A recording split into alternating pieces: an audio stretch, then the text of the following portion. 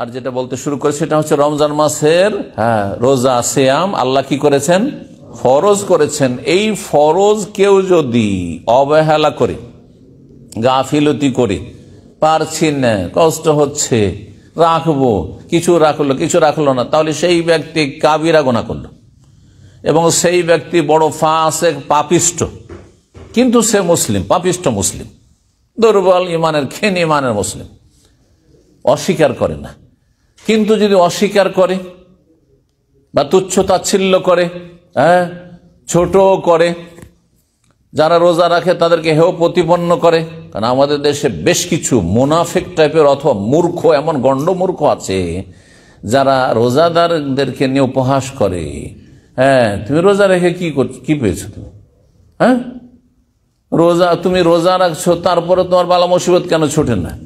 রোজা রাখছো, আমি তো রোজা রাখি না, তারপরে কেন আমি সুস্থ আছি? শয়তান এদেরকে প্রতারিত করেছে। যায়্যানা লাহুমুশ শায়তানু আমালাহুম, আল্লাহ কোরআনে কেন বলছেন এইরকম বদ প্রকৃতির লোকদের জন্য শয়তান তাদের পাপগুলিকে সুসজ্জিত করেছে, সাজিয়ে সাজিয়ে চমৎকৃত করেছে, পেশ করেছে যে খুব পাপ কর, খুব আমোদ ফুর্তি কর, রমজানে পানাহার কর। ফাসাদ্দাহুম আনিস সাবিল, সুতরাং আল্লাহর রাস্তায় চলতে, জান্নাতের রাস্তায় চলতে বাধাগ্রস্ত করেছে ইবলিস শয়তান এবং ইবলিস শয়তানের চেলারা, মানুষ শয়তান, জিন শয়তান। জি, ফাহুম লা ইয়াহতাদুন, আল্লাহ বলছেন সূরা নামলে, সুতরাং এরা হেদায়েত পাবে না, এরা জান্নাতের রাস্তা পাবে না। যদি কেউ রোজাদারকে তুচ্ছতাচ্ছিল্য করে বা রোজাকে যদি তুচ্ছতাচ্ছিল্য করে আর রোজাদারকে হেয় প্রতিপন্ন করে, রোজাকে অথবা রোজাদারকে অথবা অস্বীকার করে, তাহলে সেই ব্যক্তি বড় কাফের, মুরতাদ। সে জন্মসূত্রে যারা অমুসলিম তাদের চাইতে নিকৃষ্ট। একজন মুসলিমের সন্তান যদি মুরতাদ, নাস্তিক হয় বা বড় আকীদার মুনাফিক হয়, ঈমান ভঙ্গকারী হয়, জাদুকর হয়, যেগুলোতে ঈমান ভঙ্গ করে, সে মুরতাদ, মানে ইসলাম বিমুখ, ইসলাম থেকে বহিষ্কৃত। সেই ব্যক্তি জন্মসূত্রে যারা অমুসলিম তাদের চাইতে অনেক অনেক বেশি নিকৃষ্ট রব্বুল আলামিনের কাছে। এই মসলা আপনাকে জেনে রাখতে হবে, কারণ আমাদের মুসলিম সমাজের অনেক ঘরানা থেকে অনেক এইরকম মুনাফিক, এইরকম নাস্তিক, এরকম ইসলামের দুশ্মন, আর ইসলামের বিধিবিধান নিয়ে তুচ্ছতাচ্ছিল্য করে, উপহাস করে তারা ইসলাম থেকে বেরিয়ে যাচ্ছে। তাদের সম্পর্কে আমাদের দৃষ্টিভঙ্গি থাকতে হবে যে তারা ইহুদি খ্রিস্টান চাইতে নিকৃষ্ট। ভালো করে শুনে রাখেন, মাসলা আপন জায়গায় আপনাকে জেনে রাখতে হবে। নাসালুল্লাহ সালামাত ওয়াল আফিয়া, আল্লাহ যেন হেফাজত করেন। কেউ যদি কোনো ফরজ কাজ স্বীকার করে কিন্তু রাখতে পারছি না, রাখছি, তাহলে তার ইসলামের সুযোগ আছে থাকার। সে পাপিষ্ট কিন্তু সে মুসলিম, রোগী। কিন্তু কেউ যদি অস্বীকার করে অথবা উপহাস করে তাহলে সেই ব্যক্তি মুরতাদ, কাফের। এত গুরুত্বপূর্ণ হচ্ছে এই সিয়াম, রমজান মাসের যা আল্লাহ ফরজ করেছেন। আল্লাহ বলছেন যে রোজা কোনো মুশকিল কাজ নয়, আইয়ামাম মাদুদাত, মাত্র হাতে গোনা কয়েকটি দিন। তারপরও যদি তোমার অসুবিধা থাকে, ফামান কানা মিনকুম মারিদান, একটি অসুবিধা হচ্ছে অসুস্থ থাকা, এমন অসুস্থতা যেটা রোজা রাখতে বাধাগ্রস্ত করে। এমনি সামান্য অসুখ নয় যে একটু মাথার ব্যথা করছে, আমি অসুখ, আজকে রোজা রাখবো না। আজকে একটু সর্দি লেগেছে, একটু কাশি আছে, রোজা রাখবো না, চলবে নাকি? সেটাও তো অসুখ, তাই না? মানে এমন রোগী হইতে হবে যেই রোগ আপনাকে কি করছে, রোজা রাখতে বাধাগ্রস্ত করছে, পারছেন না আপনি, বড় কষ্ট হচ্ছে। পারছেন না মানে মরে যাবেন না হয়তো, কিন্তু আপনি খুবই কষ্ট হচ্ছে। করোনা জামানায় যারা করোনায় আক্রান্ত হয়েছেন তারা বুঝেছেন, সুবহানাল্লাহ। জি, ভুক্তভোগীরা জানে যে রোজা এখন রাখলে আর থাকতে পারছি না, ভিতর শুকিয়ে আসছে। আর এই রোজাকে যদি আমি মাগরিব পর্যন্ত কন্টিনিউ করি, হয়তো 3টা-4টা বেজে গেছে, আসর হয়ে গেছে, তাহলে আমি হয়তো বাঁচবো না, অথবা আমি বেহুশ হয়ে যাব, অথবা আমি চলতে পারছি না, পড়ে যাবো আমি। এইরকম যেমন সুগারের রোগী, এত সুগার লো হওয়ার আশঙ্কা রয়েছে যে মরে যেতে পারে, অথবা প্রেশার লো হয়ে যাবে, মরে যাবে, অথবা এমন কোন অসুখ আছে যে অসুখের কারণে রোজা রাখলে ডাক্তার, বিশ্বস্ত মুসলিম আল্লাহ ভীরু ডাক্তার বলছে রোজা রাখা চলবে না, না হলে চরম ক্ষতি হবে, শরীর স্বাস্থ্যের অবনতি ঘটবে ইত্যাদি। তাহলে তখন আল্লাহ বলছেন এটি একটি অজুহাত গ্রহণযোগ্য। আর একটি হচ্ছে আও আলা সাফার, অথবা আপনি সফরে আছেন, আর সফরে থাকাকালীন কষ্ট হইতে পারে। যারা সফরে থাকবেন তাদেরকে ওলামারা তিন ভাগে ভাগ করেছেন। সবাই একই রকমের মুসাফির নয়। কিছু কিছু সফর আছে রোজা রাখা বড়ই কষ্টকর, রোজা রাখলে বড়ই কষ্ট হচ্ছে, তখন রোজা না রাখাই উত্তম, বড় রোজা রাখা নিষেধ। তখন ভিতর শুকিয়ে আসছে আর উমরা করে আর চলতে পারছেন না আপনি, তারপরে বলছেন যে আল্লাহর ঘরে এসছি, উমরা এসছি। অনেক মূর্খ আছে, উমরা এসছে, মক্কা আছে, রোজা ছাড়বো? আরে আল্লাহ ছাড় দিয়েছেন তোমাকে, আল্লাহ ছাড় দিয়েছেন। তাহলে যদি সফরে বেশি কষ্ট হয় রোজা রাখতে, তাহলে রোজা ছেড়ে দিতে হবে। নবী সাল্লাল্লাহু আলাইহি ওয়াসাল্লাম বলেছেন, লাইসা মিনাল বিররি আসিয়াম ফিস সফর। সফর যদি কষ্টকর হয় তাহলে সেখানে রোজা রাখা কোনো সওয়াবের কাজ না। তাহলে রোজা ছাড়েন, আল্লাহ 11 মাস সুযোগ দিয়েছেন কাজা করা, কাজা করতে হবে আপনাকে। আর এক শ্রেণীর মুসাফির হচ্ছে যে রোজা রাখলে সামান্য কষ্ট হবে স্বাভাবিক সফরে, কিন্তু এমন বড় কষ্ট হবে না, তাহলে রোজা রাখা জায়েজ হলো। আর তৃতীয় শ্রেণীর মুসাফির যে রোজা রাখলে তেমন কোনো কষ্ট নেই, যেমন বাসাতে আপনি খাবার দাবার সাহারি পাচ্ছেন, ইফতারি পাচ্ছেন, পানি পাচ্ছেন সময় মতো, আর ছোটাছুটি করতে হয় না, তেমন সামান্য কিছু এদিক সেদিক যাচ্ছেন, হয়তো গাড়িতে যাচ্ছেন, তেমনই আপনি 5 স্টার 4 স্টার হোটেলে আছেন, সেখানে আপনার খাবার দাবার আছে, ইফতারি আছে, আপনার সাহারি আছে, আর দৌড়াদৌড়ি ছোটাছুটিও বেশি কিছু নেই যে কঠিন হয়ে যাবে, স্বাভাবিক। ধরুন কেউ মক্কা মদিনা গিয়েছেন আর এমন কোনো ছোটাছুটি নেই, অথবা যে কোনো জায়গায় গিয়েছেন, এক জায়গায় থেকে আরেক জায়গায়, নিজের বাড়ি থেকে এক আত্মীয়র বাসায় গিয়েছেন, রোজা রাখবেন না? কোন অসুবিধা আছে এই সফরে? কোনো অসুবিধা নেই।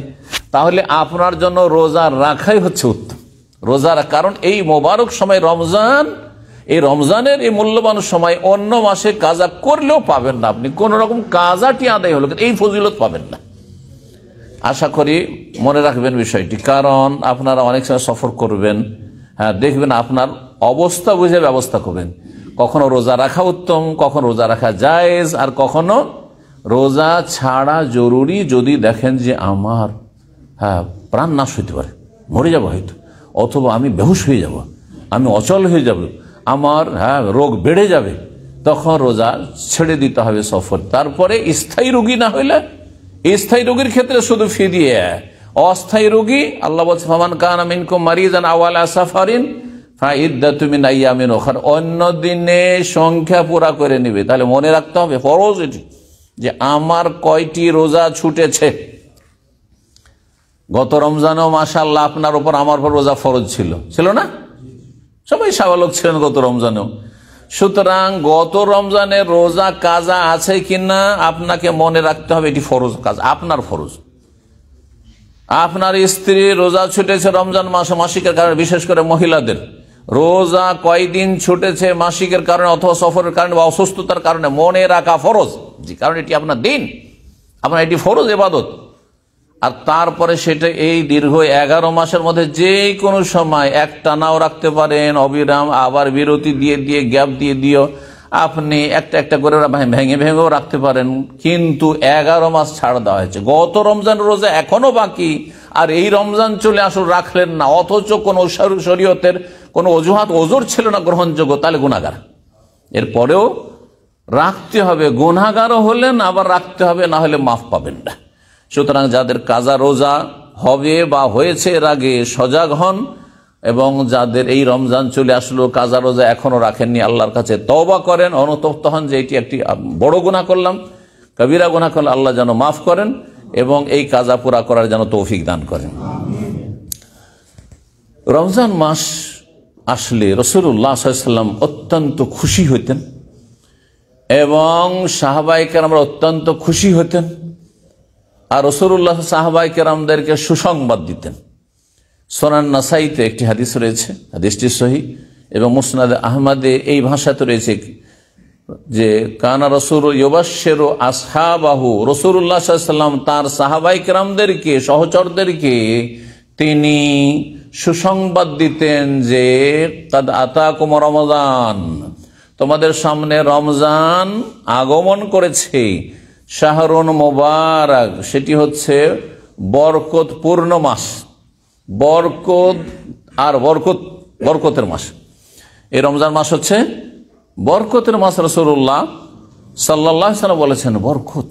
জি, রমজান মাসের যদি ইবাদতগুলি করেন, ফরজ ইবাদত আদায় করেন, সুন্নত ইবাদত করেন, নফল ইবাদতবন্দি করেন, যত বেশি করবেন তত বেশি আপনার লাইফে বরকত হবে, আপনার শরীর স্বাস্থ্যে বরকত হবে, আপনার মানসিক অবস্থায় বরকত হবে, আপনার এলেম আমলে বরকত হবে, আপনার রুজিতে বরকত হবে, আপনার ছেলে মেয়েতে বরকত হবে, আপনার বাড়ি ঘরে বরকত হবে, যেখানে আপনি বসবাস করছেন, যে চাকরি করছেন, ব্যবসা করছেন, তাতে বরকত হবে। মোবারক মানে সার্বিক দিক থেকে মোবারক।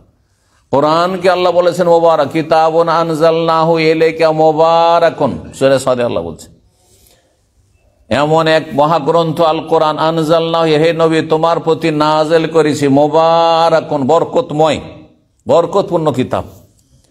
আল্লাহ বরকত, তাবারাকাল্লাযী বিয়াদিহিল মুলক, তাবারাকাল্লাযী নাযালাল ফুরকান, আল্লাহ হচ্ছেন মুবারক, রমজান হচ্ছে মুবারক বরকতপূর্ণ, আর কোরআন কারীম হচ্ছে বরকতপূর্ণ।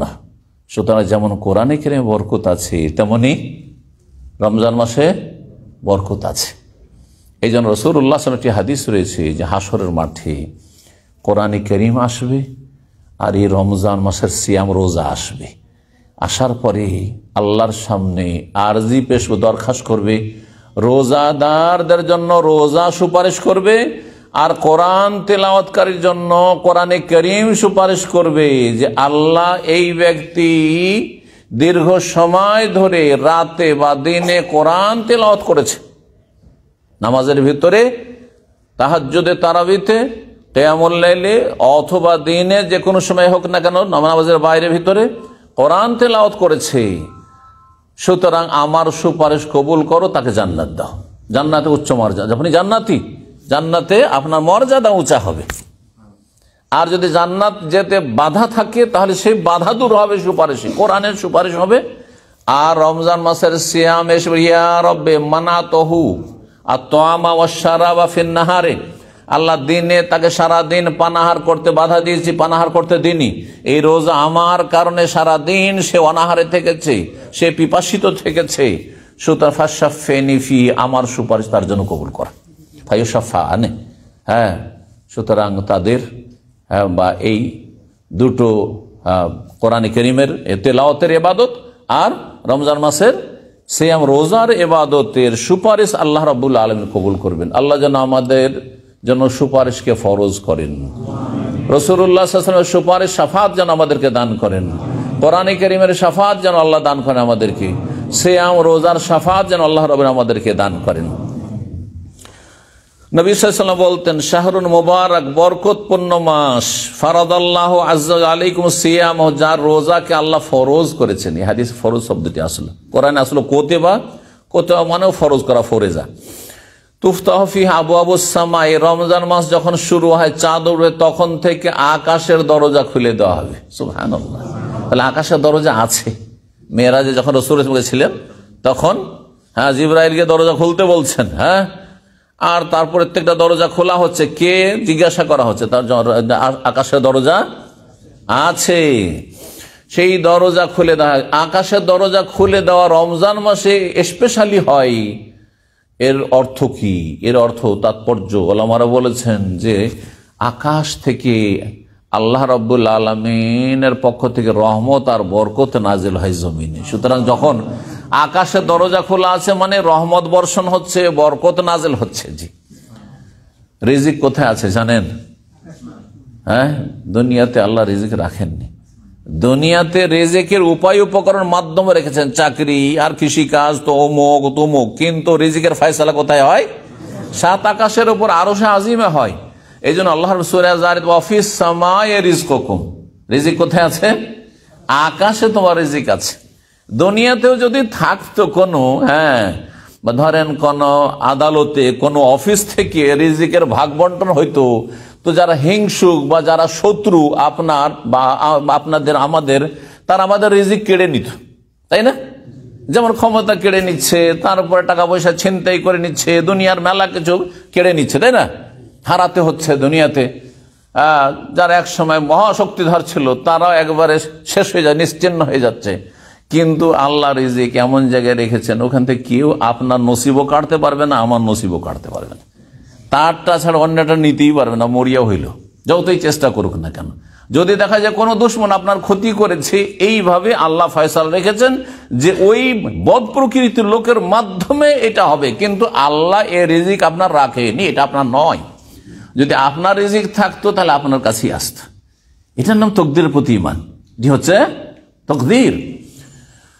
তো রাসূলুল্লাহ সাল্লাল্লাহু আলাইহি ওয়াসাল্লাম বলছেন যে আকাশের দরজা খোলা হয়, আর কি করা হয়, ওয়াতুগলাকু ফিহি আবওয়াবুল জাহিম, জাহান্নামের দরজাগুলি বন্ধ করে দেওয়া হয়। কারণ জাহান্নাম খোলা থাকলে কোনো বিল্ডিং এ গিয়েছে, ভবনে, আর যদি দরজা খোলা থাকে তাহলে ঢুকে যাওয়া খুব সহজ, আর দরজা বন্ধ থাকলে যতক্ষণ না খুলবে ততক্ষণ ঢোকা সম্ভব নয়। তো রমজান মাসে জাহান্নামের দরজা বন্ধ রাখা হয়। এই জন্য দেখা যায় যে সারা বছরের বেনামাজিও, আধা নামাজিও, আর বিভিন্ন পাপি তাপিও মসজিদে এত ভিড় ভাড় করে যে ভালো মানুষদের জায়গায় পাওয়া মুশকিল হয়ে যায়, একটু আগে ভাগে না গেলে, তাই না? হ্যাঁ, আবার রমজান শেষ, ওদের ইবাদত বন্দিও শেষ। 1 মাস রবের সাথে সম্পর্ক, আর 11 মাস ইবলিশ শয়তানের সাথে সম্পর্ক। ইমাম আহমদ রাহিমাহুল্লাহ কে জিজ্ঞাসা করা হয় এমন খারাপ লোকদের সম্পর্কে, অবাঞ্ছিত লোক যারা, যে 11 মাস কুপ্রবৃত্তির অনুসরণ করে, মনের পূজা করে, আর খেয়াল খুশি চলাফেরা করে, বিভিন্ন পাপে জড়িয়ে যায়, আর ফরজ ওয়াজিব ত্যাগ করে, আর একটা মাস বড় মুসল্লি সেজে যায় তাদের সম্পর্কে। তখন তিনি বলছেন বেসাল কওমুন লা ইয়ারিফুনা ইল্লা ফি রমাদান। কতই না মন্দ, কতই না খারাপ ওই সব লোকেরা যারা আল্লাহকে রমজান ছাড়া অন্য কোনো মাসে চিনেই না। 11 মাস সুসম্পর্ক হচ্ছে ইবলিশ শয়তানের সাথে, আর 1 মাস সম্পর্ক স্থাপনের চেষ্টা করছে রবের সাথে। এতে কি আর কাজ হয়? এতে কাজ হবে না, এতে কাজ হবে না। অবুদ রব্বাকা হাত্তা ইয়াতিয়াকাল ইয়াকিন, আল্লাহ বলছেন সূরা হিজরের শেষ আয়াত, যে রবের ইবাদত চালিয়ে যাও মরণ আসা পর্যন্ত। ইয়াকিন মানে মওত, যতক্ষণ মরণ না আসে। নবী সাল্লাল্লাহু আলাইহি ওয়াসাল্লাম শেষ নবী সাল্লাল্লাহু আলাইহি ওয়াসাল্লাম, আল্লাহ তো মাফ করে দিতে পারতেন। আল্লাহ তো না, তোমাকে নামাজ পড়তে হবে না, তোমাকে রোজা রাখতে হবে না, তোমাকে ইবাদতবন্দি করতে হবে না। যখনই হুঁশ ফিরে আসছে, জিজ্ঞাসা হাল সাল্লান নাস, সবাই কি নামাজ পড়িয়ে নিয়েছে, জামাত কি হয়ে গেছে? তারপরে বলছেন পরিবারের লোকেরা, লা ইয়া রাসূলুল্লাহ ওয়া হুম ইয়ানতাজিরুন, ইয়া রাসূলুল্লাহ আপনার অপেক্ষায় আছে, হয়তো আপনি উঠে যেতে পারবেন আর আপনি ইমামতি করবেন, এই অপেক্ষায় আছে। আবার চেষ্টা করেছেন রাসূলুল্লাহ সাল্লাল্লাহু আলাইহি ওয়াসাল্লাম, আবার বেহুশ হয়ে যাচ্ছেন, যেতে পারছেন না। শেষ পর্যন্ত বললেন যে আমি আর যেতে পারলাম না, মুরু আবু বকরিন ফালিউসাল্লি বিন-নাস, আবু বকরকে বলো সে যেন ইমামতি করে লোকজনকে নামাজ পড়িয়ে দেয়, কারণ বিলম্ব হয়ে যাচ্ছে। আল্লাহু আকবার। তা নবীরও নামাজের মাফ হয়নি, একেবারে শেষ জীবন পর্যন্ত, শেষ মুহূর্ত পর্যন্ত যতক্ষণ হোশ থেকেছে সালাত আদায় করতে থেকেছেন, তার ওপরও নামাজ ফরজ ছিল। তাহলে আর কেউ ব্যতিক্রম হইতে পারে না? আপনাদের পীরেরা হইতে পারে? পীরের কেউ যদি মুরিদ থাকে তো ওরা আবার ভাবে যে এরা ওলি ও কামেল, এমন ফানা ফিল্লা হয়ে যায়, আল্লাহ বিলীন হয়ে যায় না, তখন আর নামাজ রোজা কিছু লাগে না, সব মাফ হয়ে যায়। তো নবী পারেননি ওইটা? তার নবীর চাইতে বেশি সিনিয়র হয়ে গেল নাকি আপনাদের পীরেরা? হ্যাঁ, যে ফানা ফিল্লা হয়ে গেছে তারা, আর নবী যেতে পারেননি আল্লাহ পর্যন্ত? নাউযুবিল্লাহ মিন যালিক, এটি কুফরি কথা। এই বিশ্বাস কেউ যদি রাখে তাহলে ইহুদি নাসারার চাইতে নিকৃষ্ট। ভালো করে, কারো ইবাদত বন্দেগীতে মাফ নেই, আম্বিয়া রাসূলের মাফ ছিল না, সুতরাং কারো মাফ নেই। আপনাকে যখন ফরজ আদায় করে যেতে হবে, আমাকে ওইভাবে ফরজ আদায় করে যেতে হবে। আপনি যদি ফরজ আদায় না করেন, ফরজ আদায় না করেন, হারাম নাজায়েজ কাজে লিপ্ত থাকেন, তো জাহান্নামে যেতে হবে। ঠিক তেমনি আমাকেও জাহান্নামে যেতে হবে। নাসাল্লাহ সালামাত ওয়াল আফিয়া, আল্লাহ যেন হেফাজত করেন এবং জান্নাতুল ফিরদাউস আমাদের সকলকে দান করেন। রাসূলুল্লাহ সাল্লাল্লাহু আলাইহি ওয়াসাল্লাম বলছেন যে জাহান্নামের দরজা রমজান মাসে কি করা হয়? চাঁদ উঠলেই বন্ধ করে দেওয়া হয়। তুগাল্লু ফিহি মারাদাতুশ শায়াতিন, আর যেগুলো বিতাড়িত শয়তান। তাহলে জিনদের মধ্যে 2 ভাগ আছে, যেমন মানুষের মধ্যে 2 ভাগ আছে, মানুষ সৎ আর অসৎ, তাই না? ঠিক ওই রকমই জিন, মুমিন ধার্মিক জিনও আছে, তৌহিদবাদী জিনও আছে, আর কাফের মুশরিক জিন শয়তানও আছে।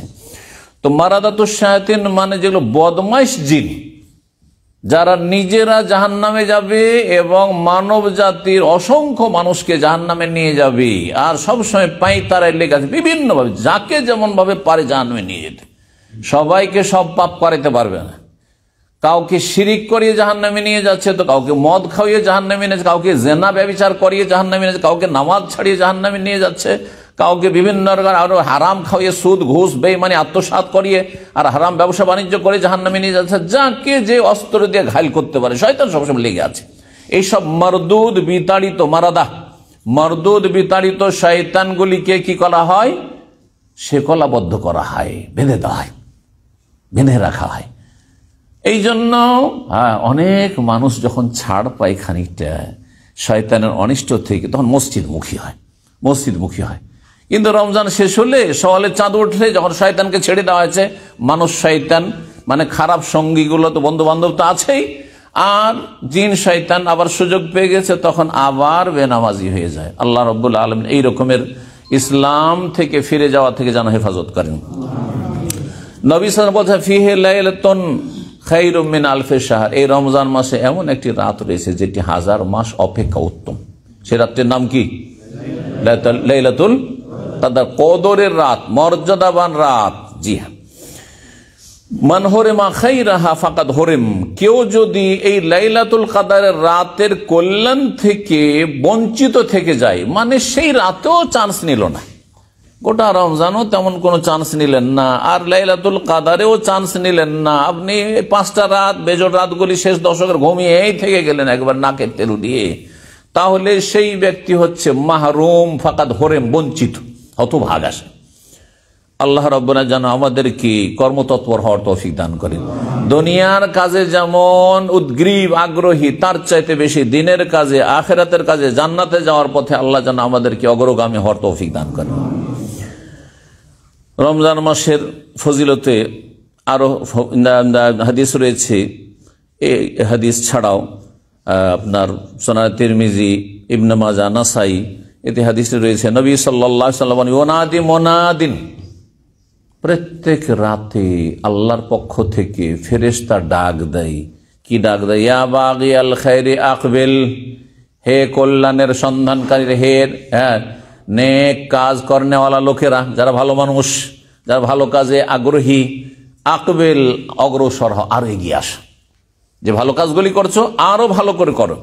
ওয়া বাগিয়াশ শার, আর পাপীদেরকে, গুনাহগারদেরকে, হতভাগাদেরকে, যারা এখনো পাপ মুক্ত হয় না, এখনো রমজান মাসে পাপ চালিয়ে যাচ্ছে, ফরজ ওয়াজিবে ঘাটতি করছে, তাদেরকে সম্বোধন করে বলে আল্লাহর পক্ষ থেকে ফেরেশতা আকাশ থেকে, ইয়া বাগিয়াশ শাররে, হে মন্দের সন্ধানকারীরা, যারা মন্দ কাজে, খারাপ কাজে লিপ্ত রয়েছে, আকসের, এখনো ক্ষান্ত হও, থেমে যাও।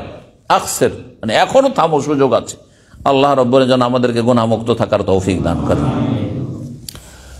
রমজান মাসের ফজিলত, গুরুত্ব সম্পর্কে বলছিলাম। এখন রমজানের সিয়ামের একটু ফজিলত শুনেন। যত আমল রয়েছে দুনিয়াতে, আপনার ফরজ হোক আর নফল, সমস্ত আমলের নেকি লিখার জন্য ফেরেশতা নিযুক্ত আছে, তাই না? আমল নামায় লেখার জন্য ফেরেশতা নিযুক্ত আছে। আর ফেরেশতাকে একটা আল্লাহ সার্কুলার দিয়েছেন, কোরআনে কারিমে আল্লাহ সে সার্কুলার নিয়ম নীতিমালা বর্ণনা করেন। মান জা বিল হাসানাতে ফালাহু আশরু আমসালিহা, কেউ যদি নেকি করে এক নেকি, তাহলে সেটা কত হবে? 10 গুণ হবে। তাহলে এক রাকাতে 10 রাকাতের সমান পাবেন আপনি। দান করবেন, 1 টাকা দান করবেন, কমপক্ষে 10 গুণ হবে। আর সেটা হাদিসে রয়েছে, সেটা 700 পর্যন্ত হইতে পারে, 700 পর্যন্ত হইতে পারে, 100 থেকে 700 হইতে পারে। কিসে? বিভিন্ন দিককে কেন্দ্র করে। তার মধ্যে একটি হচ্ছে সবচেয়ে গুরু ইখলাস, কি অন্তর নিয়ে আপনি করেছেন, কি মন মানসিকতা নিয়ে কাজটি করেছেন, কি অবস্থায় আপনি করেছেন, প্রতিকূল অবস্থায়, অভাব, কষ্ট, শরীর অসুস্থ, আর তারপরে মানসিক অশান্তি, পারিবারিক অশান্তি, তারপরে ইবাদত বন্দেগী মনোযোগী হয়ে করছেন। এইসব বিভিন্ন দিককে কেন্দ্র করে মানুষের নেকি বাড়ে, আবার এর বিপরীতে কমে। তো রমজান মাসের রোজা এমন একটি, অথবা অন্য রোজাই হোক না কেন, রোজা সিয়ামের এত বেশি ফজিলত যে সিয়ামের নেকি স্বয়ং আল্লাহ দেবেন, ফেরেশতা কি এর পরিমাণ লিখার আল্লাহ অনুমতি দেননি। এই মর্মে হাদিসে কুদসি রয়েছে, সহিহ বুখারী এবং সহিহ মুসলিম এই হাদিসগুলি রয়েছে। আবু হুরায়রা রাদিয়াল্লাহু তাআলা আনহু বর্ণনা করেন, কালা রাসূলুল্লাহ সাল্লাল্লাহু আলাইহি ওয়াসাল্লাম বলেন, কুল কাল আল্লাহু, আজ মহান আল্লাহ বলেছেন, হাদিসে যদি মহান আল্লাহ বলার কথা থাকে তার মানে হাদিসটির নাম কি? হাদিসে কুদসি হাদিস, কিন্তু আল্লাহর বাণী রাসূলুল্লাহ সাল্লাল্লাহু আলাইহি ওয়াসাল্লাম বর্ণনা করে নকল করেছেন। কুল্লু আমালি ইবনে আদম আল্লাহু, প্রত্যেক আদম সন্তানের আমলে তার একটা অংশ থাকে। ইল্লা সিয়াম, কিন্তু রোজাতে তার কোনো স্বার্থ থাকে না, অংশ থাকে না। তার মানে লোক দেখানোর একটা দিক যে কোনো আমলে থাকে, কিন্তু রোজা দেখানো যায় না। রোজা এমন গোপন ইবাদত যে দেখানো যায় না সেটা। আপনি যে সারাদিন খাননি আর সারাদিন আপনি পানি, এক ঢোক পানি পান করেননি, এটা দেখার বিষয় কি? এটা জানার বিষয় কারো উপায় আছে? যদি বাড়ির লোক সবাই ওঁত পেতে থাকে আর রুমমেটরা সব ওঁত পেতে থাকে, তারপর বাথরুমে গিয়েও তো পানি খেয়ে নিতে পারেন আপনি। হ্যাঁ, নদীতে ডুব দিয়েও তো পানি খেয়ে নিতে পারেন, পুকুরে গোসল করতে ডুব দিয়েও তো পানি খেয়ে নিতে পারেন, তাই না? আপনি যখন গোসল করছেন আর পানি আপনার শরীরে যত, তখনও তো পানি খেয়ে নিতে পারেন, তাই না? কেউ দিশা পাবে? টের পাবে? কেউ টের পাবে না। কিন্তু যে কোনো ইবাদত করেন মানুষ টের পাবে। হ্যাঁ, নামাজ পড়লে মানুষ জানবে যে নামাজ পড়ছেন না আপনি, কারণ মসজিদ যেতে হবে পুরুষ মানুষ আপনাকে। মহিলা নামাজ পড়লেও দেখতে হবে যে রুকু সিজদা করছে, বাড়িতে নামাজ পড়ছে। আচ্ছা, যাকাত দিলেও, সাদকা করলেও মানুষ জানতে পারে, দেখতে পাবে। ওমরা গেলে, হজ করলে, যে কোনো নেকির কাজ করেন, বাপ মায়ের সাথে সদাচরণ করছেন, ভালো খেদমত করছেন, সব জানতে পারবে। হ্যাঁ, যার যে কল্যাণ করছেন সে তো জানছে কমপক্ষে, যত গোপনে করেন।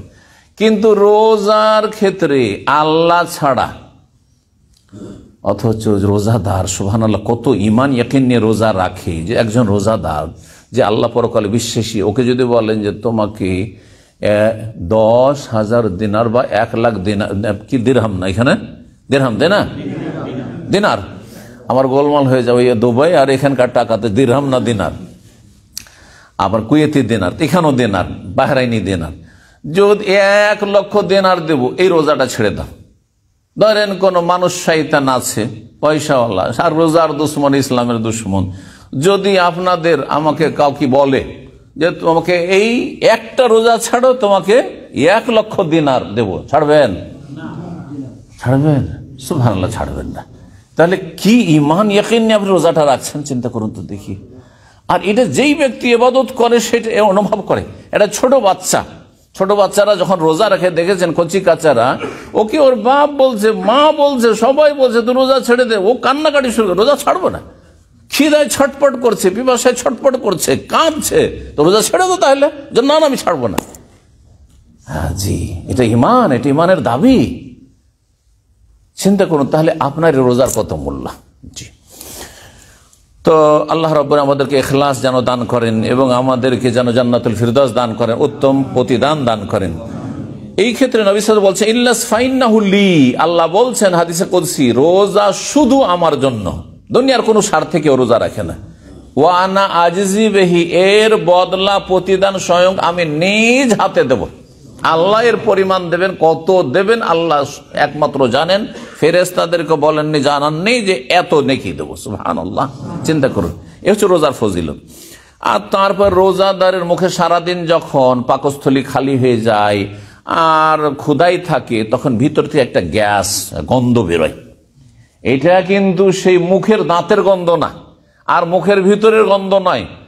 কারণ এইটাকে অনেকে মুখের গন্ধ মনে করে যে না না রোজা অবস্থায় আমি শক করবো না, আর রোজার রাতে আমি ব্রাশ করব না, পেস্ট ব্যবহার করব না, কারণ আমি মুখের গন্ধটা রাখতে চাই আল্লাহর কাছে। এটি হ্যাঁ, মিস্কের সুগন্ধির চাইতে, আতরের চাইতে বেশি মূল্যবান। এটা অর্থ বুঝে নিও। মুখের গন্ধ আল্লাহ কখনো পছন্দ করেন না, কারণ এটা হচ্ছে দুর্গন্ধ, এবং এই গন্ধটি পাশের লোকে, অন্য মুসল্লিদেরকে বা আপনার স্ত্রীকে কষ্ট দেবে না। একজন মহিলার মুখে যদি গন্ধ থাকে তো তার স্বামী কষ্ট পাবে না? হ্যাঁ, ছেলেমেয়েরা আপনার পাশে বসছে আর তাদের মুখ দিয়ে যদি গন্ধ ছড়ে তো কষ্ট পাবে না? বাপ মা কষ্ট পাবে, অবশ্য কষ্ট পাবে। তো আল্লাহ এটা কখনো পছন্দ করেন না।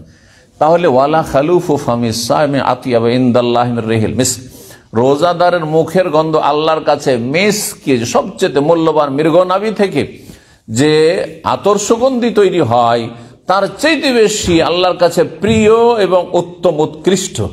এটা হচ্ছে মানুষের পেটটা যখন শূন্য হয়ে যায় খাবার থেকে, পানাহার থেকে, তখন ভিতর থেকে একটা ঘ্রাণ বেরোয়, যেটা মুখে একটা গন্ধ আসে সন্ধ্যাবেলা বা বিকেলবেলা।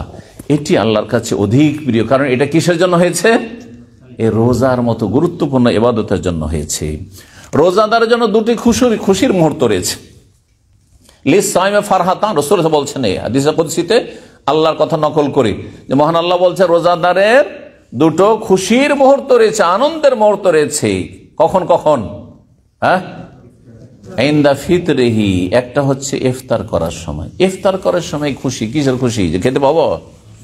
অনেকে কিন্তু মোটা খায়, মোটা বোঝে, হাদিসের তরজমা পড়ে মনে করে এই যে সারাদিন না খেয়েছিলাম আর পেটে জ্বালা আছে আর ভালো ভালো খাবার আছে, খেতে পাবো, এটি খুশি। এত তুচ্ছ খুশি একজন মুমিনের হবে? হ্যাঁ, যে পেট পুরে খেতে পাবো? নাই, অর্থ ভুল। ভালো করে শোনেন, কিসের খুশি?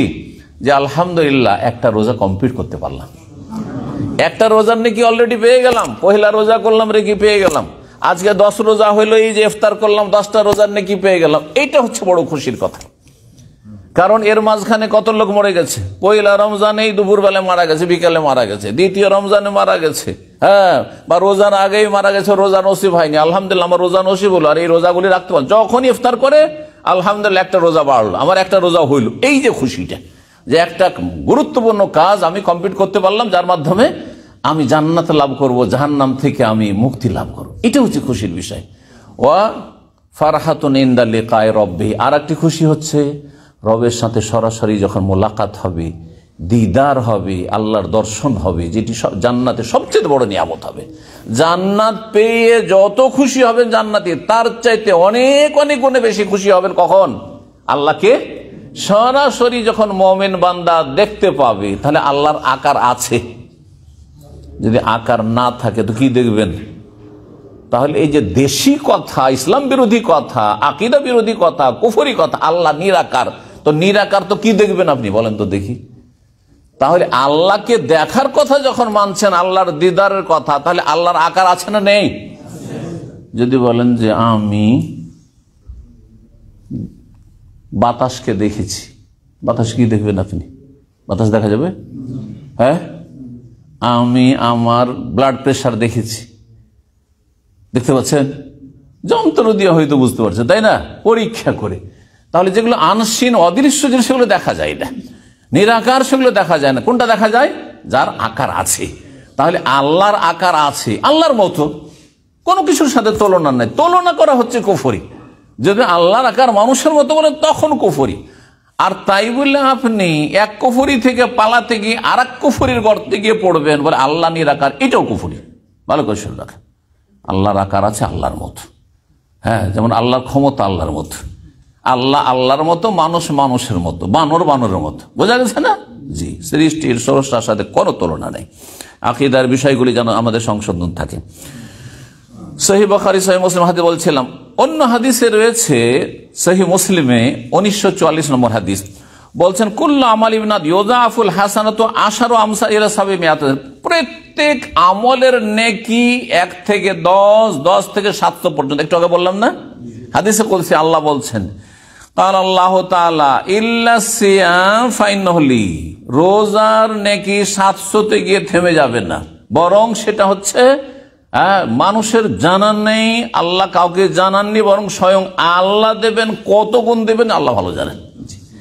একটি রোজাতে 700 নেকি পাবেন না, অসংখ্য নেকি পাবেন, যা একমাত্র রব জানছেন। যে উত্তম প্রতিদান আপনি আমি যখন আমলনামা ডান হাতে পাবেন তখন দেখতে পাবেন।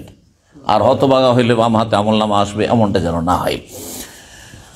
যদি কেউ রোজা না রাখে, অস্বীকার করেন, অস্বীকার করলে তো কাফের, তাহলে চিরস্থায়ী জাহান্নামী, মুরতাদ।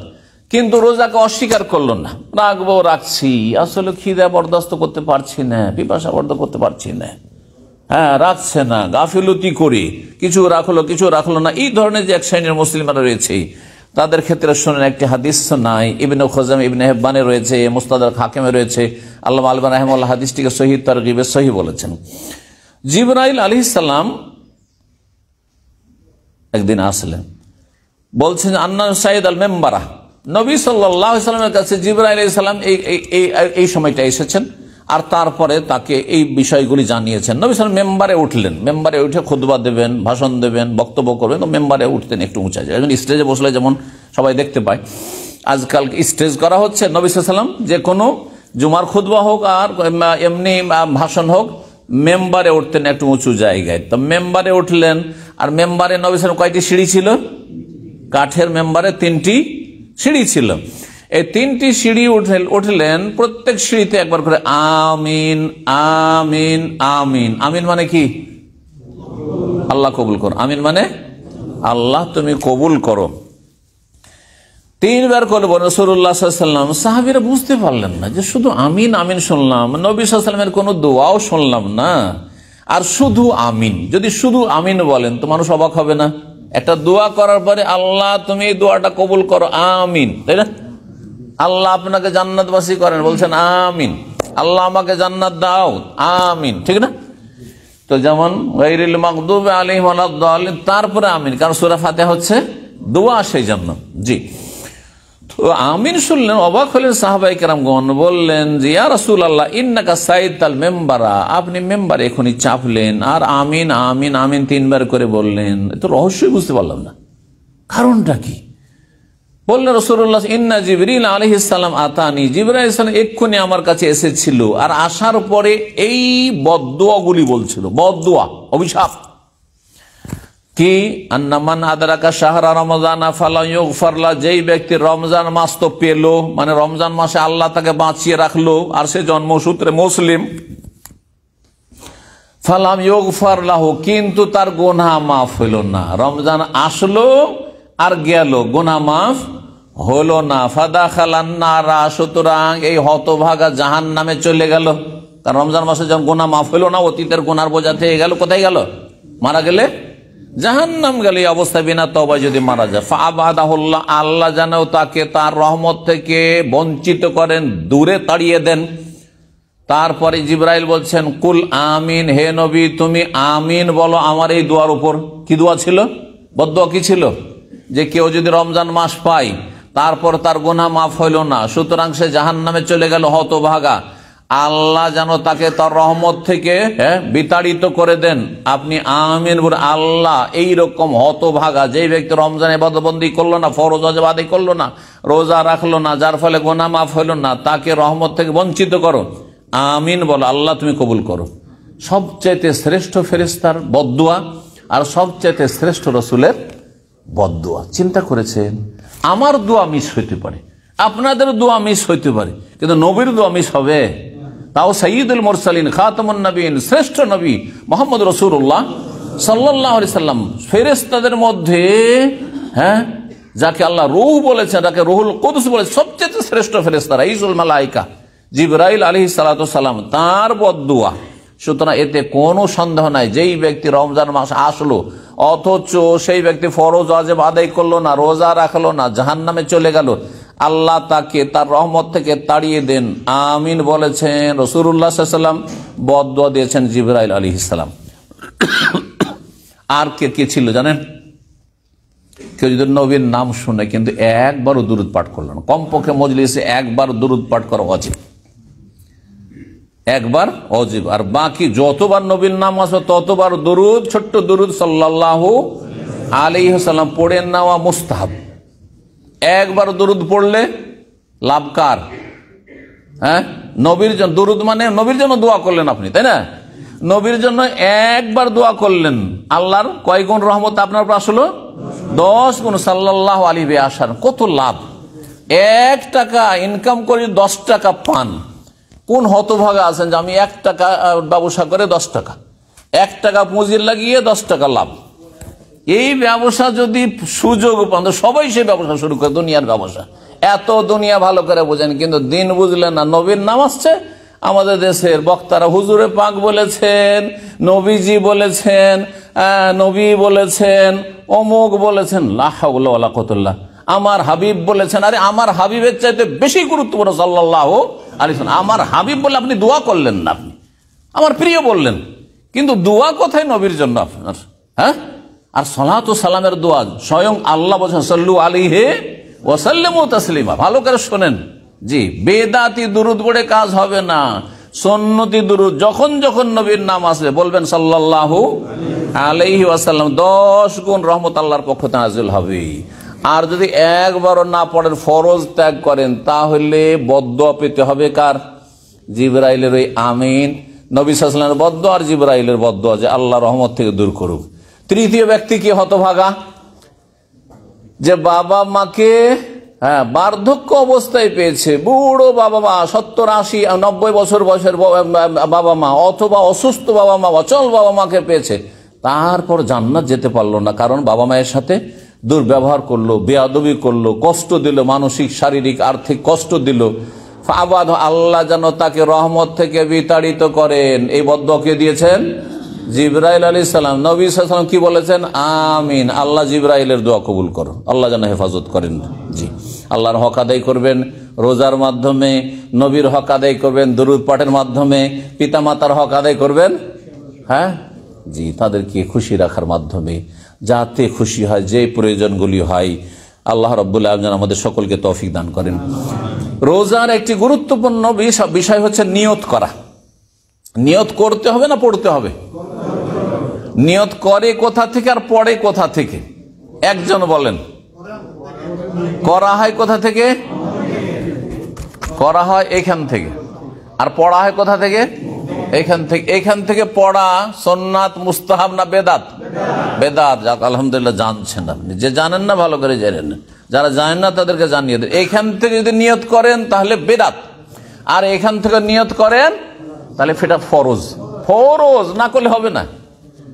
ধরেন রমজানের চাঁদ উঠে গেছে, পয়লা রমজান, আর আপনি জানতেই পারলেন না যে রমজান শুরু হয়েছে, হ্যাঁ, সুতরাং নিয়ত করেননি। কি নিয়তে শুয়েছেন আপনি? ঘুমিয়েছেন যে শাবানের 30 তারিখ মনে করে, হয়তো যেমন আগামীকালকে আগামী রাত যে আসছে, সেই রাতে আপনি জানতে পারলেন না যে রমজানের চাঁদ উঠেছে, আর আপনি এমনি শুয়ে গেলেন, নিয়ত করেননি রোজার, আর সাহারি খাওয়া হইল না, যেহেতু আপনার নিয়তই নাই।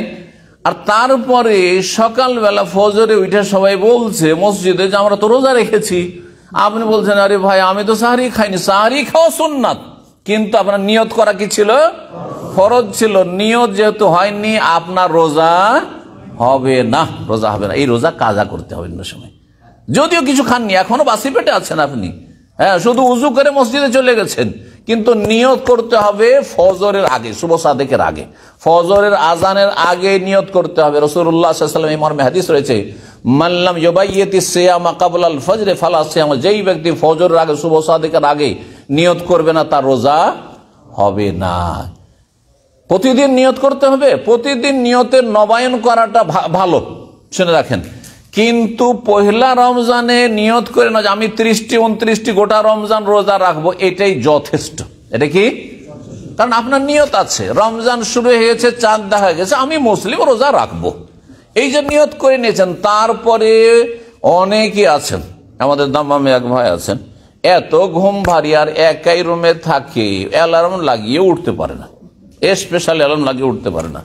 তো এক রমজানে, যেহেতু আমার খুব খাস ছাত্র, অনেক পুরাতন, 20-25 বছরের ছাত্র, তো সে বলছে যে শেখ এই বছরে মনে হয় 9 থেকে 10 দিন সাহারি খেতে পেয়েছি, আর বাকি রোজাগুলি বিনা সাহারিতে, তাও কষ্ট করে রোজা রেখেছে। ইমান, কষ্ট করে রোজা, ওই যে এই সাথে খেয়ে 12-9টাতে খেয়ে দিয়ে শুয়েছে, ওইটাই দিয়ে সে রোজা রেখেছে। তাহলে যদি ধরেন অনেক দিন এমন হলো যে সাহারি খেতে পেলেন না, অসুবিধা নেই, কারণ পয়লা রমজান থেকে আপনার নিয়ত আছে গোটা রমজান আমি রোজা রাখবো। এই নিয়ত করা, অন্তরের নিয়ত। নিয়ত মানে কি? নিয়তের শাব্দিক অর্থ কি কে বলতে পারেন? একটু হাত তোলেন তো। অন্তরের সংকল্প, ইচ্ছা। যেমন বলছেন আমার নিয়ত আছে ঈদটা দেশে গিয়ে করব, বলছেন না? মানে কি নাওয়াইতো, হ্যাঁ, আন ওসাল্লিয়াল ঈদা ফি বাংলাদেশ বলেছেন নাকি? আরে তো নিয়ত, দুনিয়ার নিয়ত গুলো সব, আমার নিয়ত আছে আমি সৌদিতে ব্যবসা করব, আমার নিয়ত আছে আমি ইনভেস্টর হব। আপনি পড়েছেন নাওয়াইতো আন আকুনা মুস্তাসমিরান ফিল বাহরাইনে, বলেছেন নাকি? তাহলে দুনিয়ার নিয়ত এখানে হয়, এমনকি সমস্ত আমলেরও নিয়ত কি হয়? এখানে হয়। শুধু বেদাতীদের নামাজের নিয়ত আর রোজার নিয়ত এখানে হয়। হ্যাঁ, নাওয়াইতু আন আসুমা গাদান এটা পড়তে হবে, আর নামাজের নাওয়াইতু আন উসাল্লিয়া লিল্লাহি তাআলা সালাতা যুহরি ফরিজাতান লিল্লাহি মুতাওয়াজ্জিহাল কাবাতি শরীফাতি, আল্লাহু আকবার। কাবার দিকে মুখ করে, তো মাথার উপর গিয়ে সেটা বলবেন না? ছাদ আছে না খোলা মাঠে পড়ছেন বলতে হবে না, পায়ের তলায় মাটি আছে না কার্পেট আছে বলতে হবে না, ডানে কি আছে বামে আছে বলতে হবে না, ওগুলো করে বলেন না ওইটা বেদাত, ওইটা বেদাত, তোমারটা কি? বুঝতে পারছেন না? পারছেন না? বেদাত করবেন না, না হলে আমল বরবাদ হয়ে যাবে। জি, নিয়ত করতে হবে, এইখানে নিয়ত পড়তে হবে না। আচ্ছা বলুন তো, শুধু নামাজ রোজা বাদে জাকাত আপনারা দিচ্ছেন যারা, কোনোদিন নিয়ত পড়েছেন? না হয়তো জাকাতা লেতাজকিয়াতিল মালে, মালকে পাক পবিত্র করার জন্য, ধন সম্পদকে জীবনে পড়েছেন? দান সাদকা করেছেন, কোনোদিন নিয়ত পড়েছেন? হ্যাঁ, এমনকি জিকির করেছেন, সুবহান আলহামদুলিল্লাহ, কোন সময় জিকির করেছেন? না, জিকিরের নিয়ত পড়েছেন? কারণ জিকির করা ইবাদত নয়, সুবহানাল্লাহ পড়া ইবাদত নয়, আলহামদুলিল্লাহ লা ইলাহা পড়া ইবাদত নয়, কেন নিয়ত পড়েন না? তা নিয়ত যদি পড়তে হয় তো সব আমলই পড়তে হবে, আর ছাড়তে হয় তো সব আমলই ছাড়তে হবে। আল্লাহ যেন সঠিক বুঝ দান করেন এবং ভালো আমলে তৌফিক দান করেন। এই বেদাতে আমল করে জান্নাত পাওয়া যাবে না, আল্লাহ হেফাজত করুন। নফল রোজার ক্ষেত্রে অসুবিধা, নফল রোজা দিনও নিয়ত করা যায়। ধরেন এখনো বাসি পেটে আছেন, আর সকাল 8টা-10টায় নাস্তা না করে চলো আজকে তো সোমবার, রোজাটা রেখেই নি, আজকে বৃহস্পতি রোজাটা রেখেই নি, অসুবিধা নেই, জায়েজ আছে, যতক্ষণ খাননি কিছু পানাহার করেননি। কিন্তু ফরজ রোজার ক্ষেত্রে নিয়ত আপনার হইতে হবে কখন থেকেই?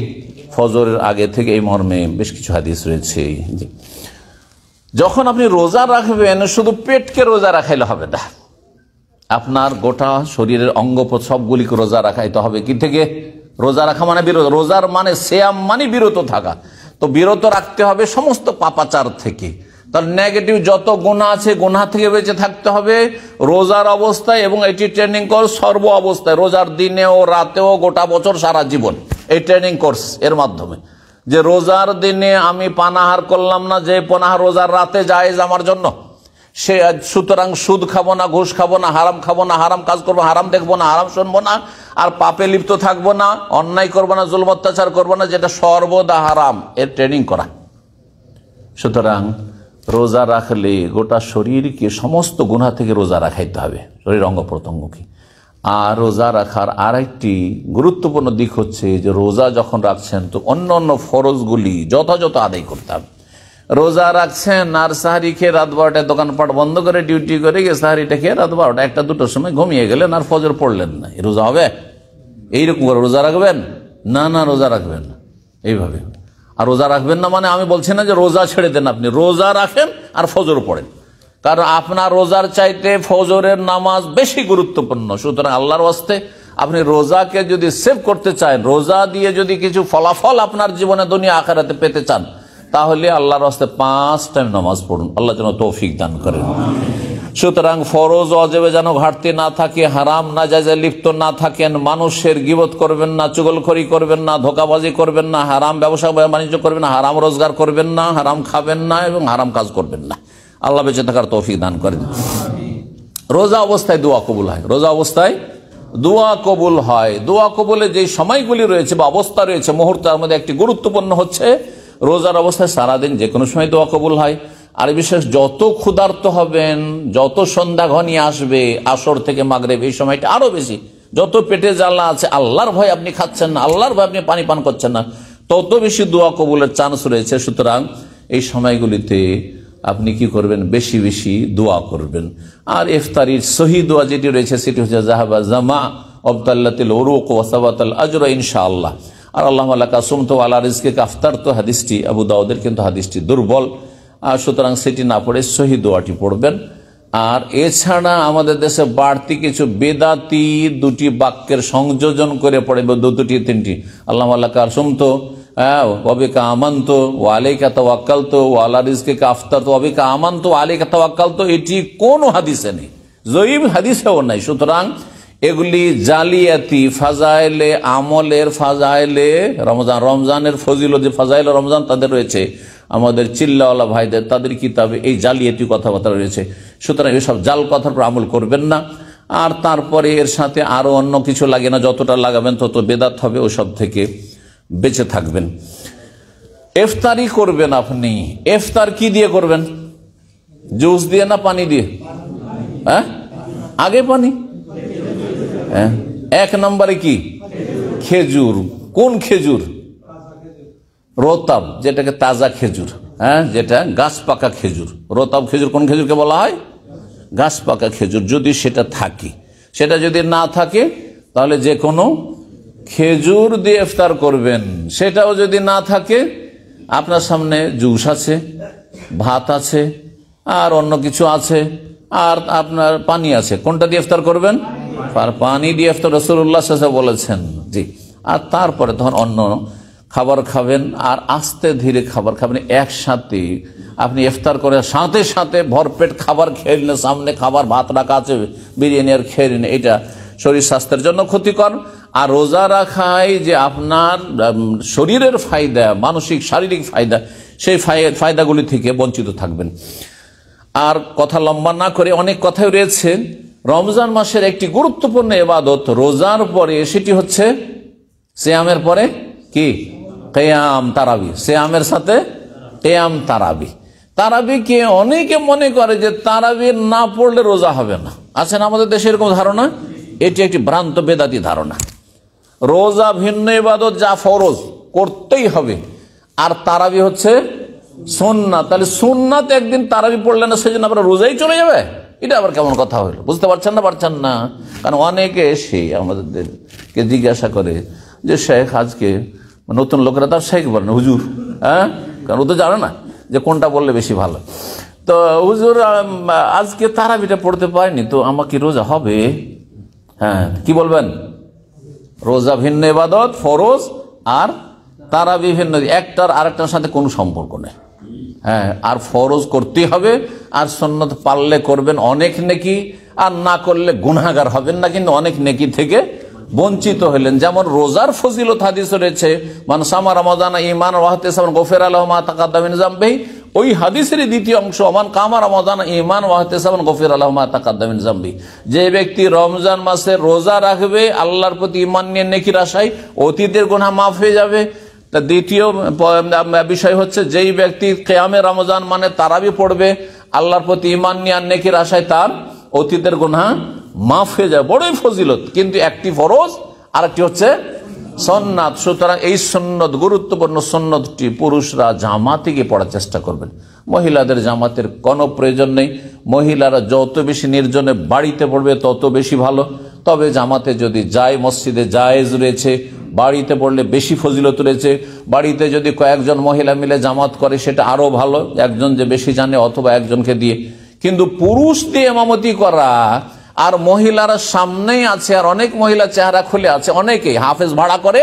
মহিলাদের এক গ্রুপ আমাকে এই মাসলা ইংল্যান্ড থেকে এই 3-4 দিন আগে একজন জিজ্ঞেস করছে যে কিছু কিছু লোকেরা করছে, কিছু মহিলারা 50 জন 100 জন মহিলা কোনো একটি হলে অথবা কোনো একটি বাসাতে বাড়িতে জমা হয়েছে, আর একজন হাফেজকে ভাড়া করে নিয়েছে গোটা রমজানের জন্য খতম তারাবি পড়াবার জন্য।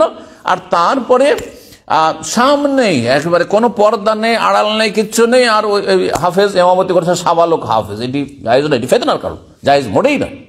যদি পুরুষ দিয়ে ইমামতি করাতে হয় তাহলে পর্দার আড় থাকতে হবে, পর্দা থাকতে হবে, আর পর্দার আড়ালে মহিলারা অবস্থান করবে, এইভাবে করতে পারে। আর না হলে মহিলা হাফেজা দিয়ে পড়ান, আপনি খতম করবেন। আর খতম তারাবি সুন্নত না। আরেকটি মাসলা শুনে রাখেন, অনেকে এই মাসলা, কিন্তু এই প্রশ্ন উঠে, অনেকেই মনে করেন যে খতম তারাবি সুন্নত না, খতম তারাবি সুন্নত নয়, তবে উত্তম।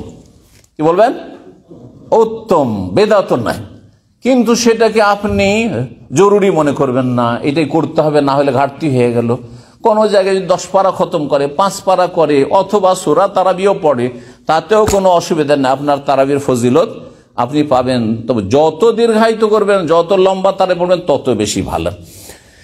আরেকটি গুরুত্বপূর্ণ ইবাদত, রমজান হচ্ছে শাহরুল কোরআন। আল্লাহ রাব্বুল আলামিন রমজানের কথা, রোজার কথা বলতে গিয়েই বলেছে সূরা বাকারা 183 থেকে 87 মাঝখানে একটি আয়াতে, শাহরু রমাদান আল্লাযী উনজিলা ফীহিল কোরআন। রমজান মাসে কি নাযিল হয়েছে? কোরআন নাযিল শুরু হয়েছে। সুতরাং রমজান মাস হচ্ছে কোরআনের মাস। গোটা বছর যদি বেশি নাও পড়তে পারেন, রমজান মাসে চেষ্টা করবেন। কিন্তু রমজান মাসে আবার কিছু মানুষরা ভাবেন রমজান মাসে একটা খতম দিতেই হবে, এইটাও জরুরি নয়। যদি আপনার পক্ষে সময় একটি কেন, আপনি 5টি 7টি খতম দেন, আপনি সর্বনিম্ন নবী বলছেন 3 দিনে খতম করে, ওর চাইতে বড় 7 দিনে খতম করেন। 7 দিনে খতম করলে 4 7 28, 4 খতম মোটামুটি হয়ে যাবে। হবে না? হবে না? 4 7 28, তাহলে 4 খতম হচ্ছে, তাই না? 4 খতম 5 খতম দেন। আর যদি তার বেশি করতে চান তো 3 দিনের কমে পড়ার ক্ষেত্রে রাসূলুল্লাহ অনুৎসাহিত করেছেন, বলেছেন যেই ব্যক্তি 3 দিনের কমে কোরআন খতম সে কোরআনের কিছুই বুঝলো না। আর অনেকেই কোরআন খতম অভ্যস্ত, কোরআন খতমের অভ্যাস রেখেছেন, আর সেই কোরআন খতম হয়তো এবার অসুস্থতার কারণে, ব্যস্ততার কারণে, সফরের কারণে, অত শরীর চলছে না, সেই জন্য খতম করতে পারলাম না, বড়ই আক্ষেপ করবেন না।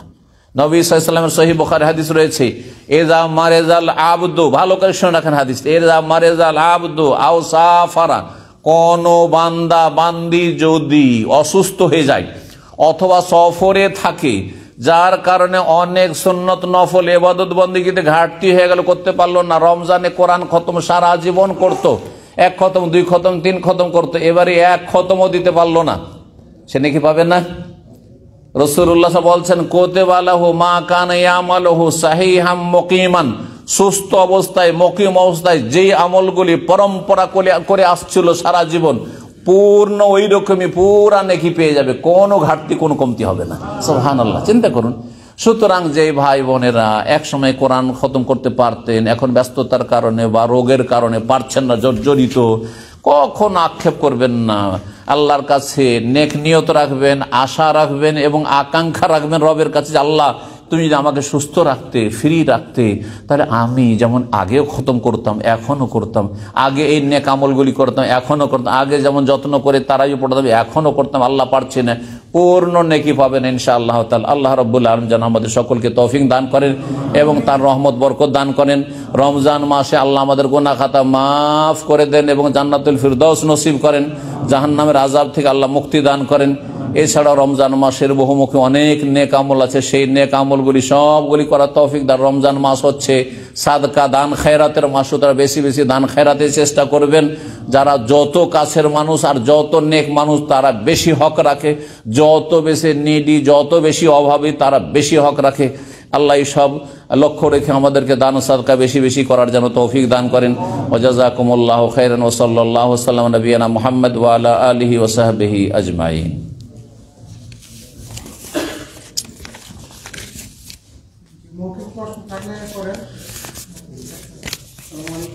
আসসালামু আলাইকুম রহমতুল্লাহ। এইদিকে একটু হাত উঠেছে, এটা শুনে নি। ঠিক আছে,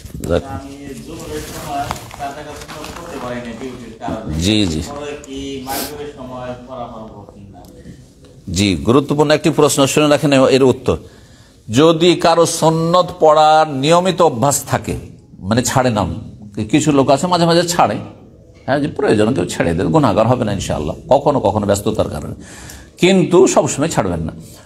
সুন্নত যদি নিয়মিত পড়ার অভ্যাস থাকে, আর আমাদের বাংলা ভাষাভাষী যারা, তাদের কিন্তু নিয়মিত মোটামুটি সুন্নত পড়ার অভ্যাস একটা আছে।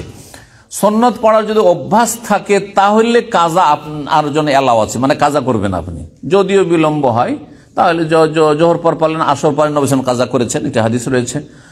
আসর পর করতে পারেন, নিষিদ্ধ সময়ে কাজা করতে পারেন, মাগরিব পরও কাজা করতে পারেন, আবার এশা পরও করতে পারেন, কোনো অসুবিধা নেই। কিন্তু যদি অভ্যাস না থাকে, মাঝে মাঝে ছাড়া অভ্যাস, প্রথম আপনি পারলে পড়বো, না হলে পড়বো না, তাহলে কাজা করার কোনো প্রয়োজন নেই, কারণ আপনার অভ্যাসটা নিয়মিত নেই, বোঝা গেছে না?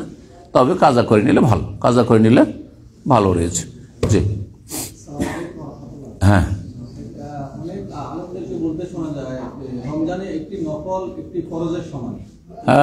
জি জি জি, এই হাদিসটি ইবনে খুজাইমার, এই হাদিস আমরা ছাত্র জীবনে যখন ওয়াজের ট্রেনিং করতাম, বক্তব্য ট্রেনিং করা হয়তো মাদ্রাসায়, তো মান তাকাররাবা ফিহি বিখাসলাতিন মিনাল খাইর, রমজান মাসে কোন একটি খায়রের কাজ, ভালো কাজ যদি একটি কাজ করেন, ফাকান্নামা আদ্দা ফরিজা, তাহলে একটা ফরজের সমান সওয়াব পাবে। ওমান আদ্দা ফরিজা, একটি ফরজ যদি আদায় করে, তাহলে কামান আদ্দা সাবঈনা ফরিজাতান ফিমা সিওয়া, অন্য রমজানে 70 রাকাত পড়ার সওয়াব বা 70 ওয়াক্তের নামাজ, আর এই রমজান মাসে 1 ওয়াক্তের নামাজ। হাদিস অত্যন্ত দুর্বল, মুনকার হাদিস। এই জন্য আমরা ছাত্রের জীবনে নিজেরাই বয়ান করেছি, আমাদের ওস্তাদের অনেকে হাদিসের সহি জয়ী বুঝতে, তারাও আমাদেরকে শুনিয়েছে, আর তারপরে এগুলি সম্পর্কে আপনাদেরকে সতর্ক সাবধান করছি, এই ফজিলত ঠিক নয়। কথা বোঝা গেছে না? সহিটাই যথেষ্ট, জান্নাত পাবেন, জাহান্নাম থেকে মুক্তি পাবেন ইত্যাদি, এগুলো যথেষ্ট নয়। হ্যাঁ, খামোখা জালিয়াতি কথাবার্তা কেন ধরবেন না, বলবেন সব জালিয়াতি কথা। যা সহি নয় বয়ান করা জায়েজ নয়। জি,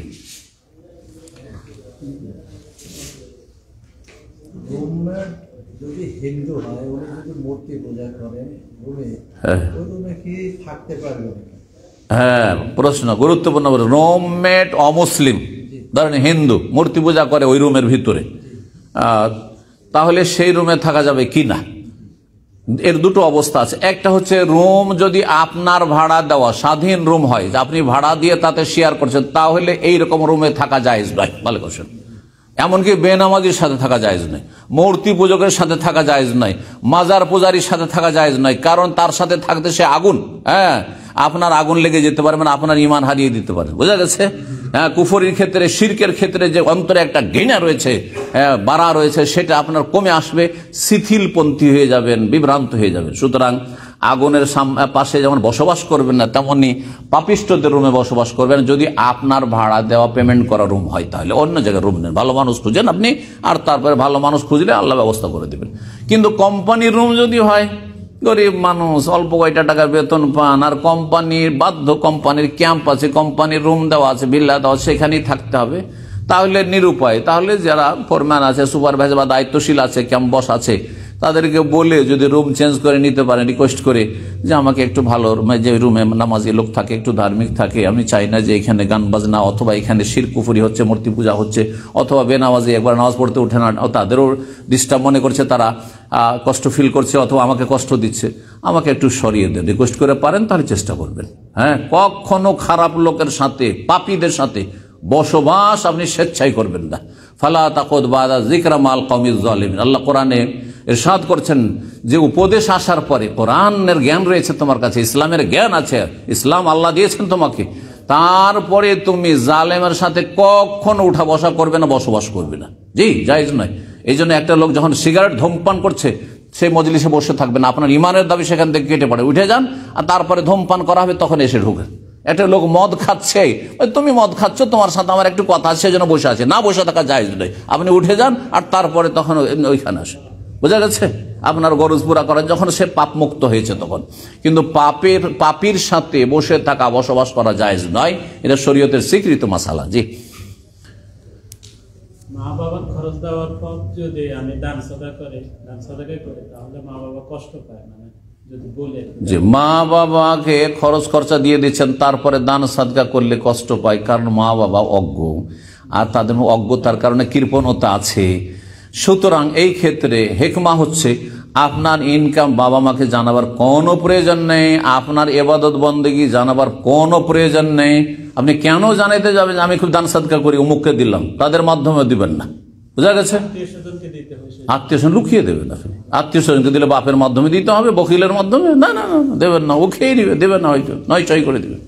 হ্যাঁ, ইমান দুর্বল, কখনো জানাবেন না। আপনার টাকা আপনি ইনকাম করছেন, আপনি মালিক, বাপ মা আপনার টাকা পয়সার মালিক না, তবে খাওয়া দাওয়ার জন্য আর যেগুলো বুনিয়াদি চাহিদা, মানে মানুষের খাওয়া দাওয়া, বস্ত্র, থাকার জায়গা, এগুলি বাবা মাকে দেওয়া ফরজ। আর এর বেশি আপনার টাকা ইনকাম জানাইতে হবে, আর পুরো টাকা আমার অ্যাকাউন্টে, বাবার অ্যাকাউন্টে পাঠাইতে হবে, মা বাবাকে দিবে, তারপরে তারা জমি জায়গা করবে নিজের নামে, আর তারও সবাইকে ভাগ করে দিবে, এগুলি হারাম।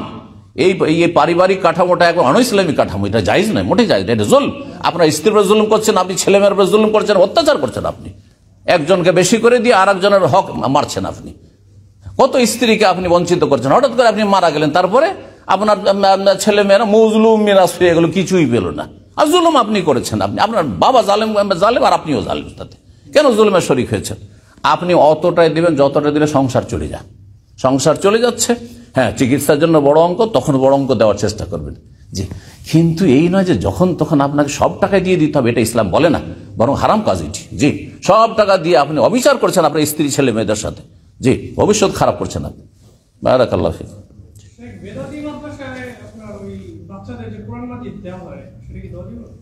কোরআন দিতে পারেন, কিন্তু কোরআন সন্ন্যার যারা প্রচার প্রসার করে, বেদাত করেন না, তাদের মাদ্রাসাগুলি বেশি হক রাখে, কারণ সেখানে আপনার কোনো গুনহার কাজে সহযোগিতা হইল না। যদিও কোরআন তেলাওয়াত করবে, কোরআন পাঠ করবে, নাকি আশা করি পাবেন, কিন্তু তাদের বেদাতি বই পুস্তক দিতে পারবেন না আপনি।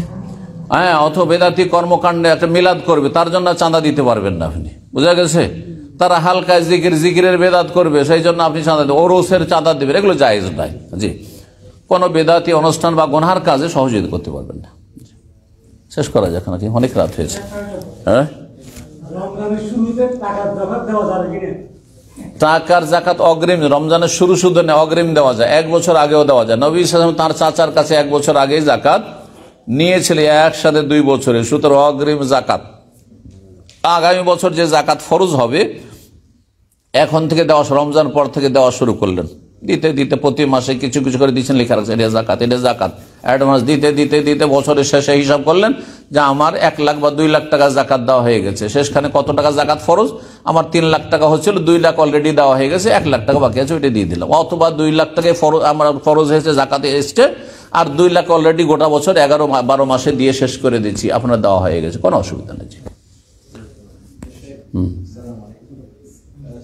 সকাল এবং বিকালে, হ্যাঁ সকাল সন্ধ্যায় জিকিরগুলো আছে, হ্যাঁ, আল্লাহুম্মা আযরিনি মিনান নার অথবা আল্লাহুম্মা ইন্নী আসআলুকা জান্নাত ওয়া আউযু বিকা মিনান নার, ওইগুলাই রেগুলার করা হাদিস। এই হাদিসগুলো দুর্বল, কিন্তু এমনি দোয়া করবে, সকাল বিকাল না পড়ে যে কোনো সময় দোয়া করতে পারেন। এই দোয়াগুলি ভালো দোয়া। হ্যাঁ, একটি হাদিস রয়েছে 3 বার করে কেউ যদি জাহান্নাম থেকে আশ্রয় চায় তাহলে আল্লাহ জাহান্নাম থেকে তাকে আশ্রয় দেবেন, আর 3 বার করে জান্নাত চাইলে আল্লাহ জান্নাত দেবেন। এটা আনলিমিটেড, যে কোনো সময় পড়েন, সকাল সন্ধ্যার জিকির হিসাবে পড়বেন না। জি,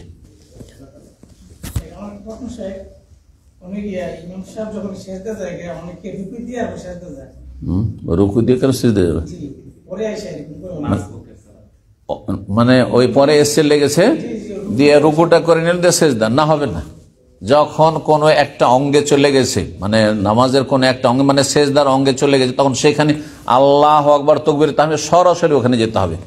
হ্যাঁ, জি, ওয়ালিয়াফআল কামা ইয়াফআলুল ইমাম আও কামা কান, নবী সাল্লাল্লাহু আলাইহি ওয়াসাল্লাম হাদিসে রয়েছে ইমাম যেমন করছে তেমনই তোমাকে করতে হবে। সুতরাং আগের গুলো কাজা করে নিয়ে তাড়াতাড়ি করে রুকুটা করে নিয়ে 1 রাকাত গণ্য করেন, এই গণ্য হবে না, বাতিল এই রাকাত, জাহিলরা করে। হ্যাঁ, যত চুলকাবে, যত নড়া চড়বে, তত নেকি কমবে। আর যদি এত বেশি নড়াচড়া করে আর চুলকাচুলকি করে যে দেখে ও নামাজে আছে না বাইরে আছে বোঝা যাচ্ছে না, তাহলে নামাজ বাতিল হবে। মানে হারকাত যদি কাসির, অনেক বেশি নড়াচড়া হয়ে যায় যেটাতে মনে হচ্ছে যে নামাজই পড়ে না যেন, তাহলে নামাজ বাতিল হবে। নামাজ অবস্থায় ধরেন এদিকে চলে গেল, মোবাইল বেজে উঠেছে, ওইখানে মোবাইল নিতে চলে গেল, বা এইখানে চলে গেল, কথা বুঝতে পারছেন, অথবা এদিকে তাকালো, তার নামাজ বাতিল হয়ে যাবে। কিন্তু সামান্য একটু নড়াচড়া, যত নড়াচড়া করবে তত নেকি কমতে কমতে মাইনাস হবে আর কি। বুঝা গেছে? জি, হ্যাঁ,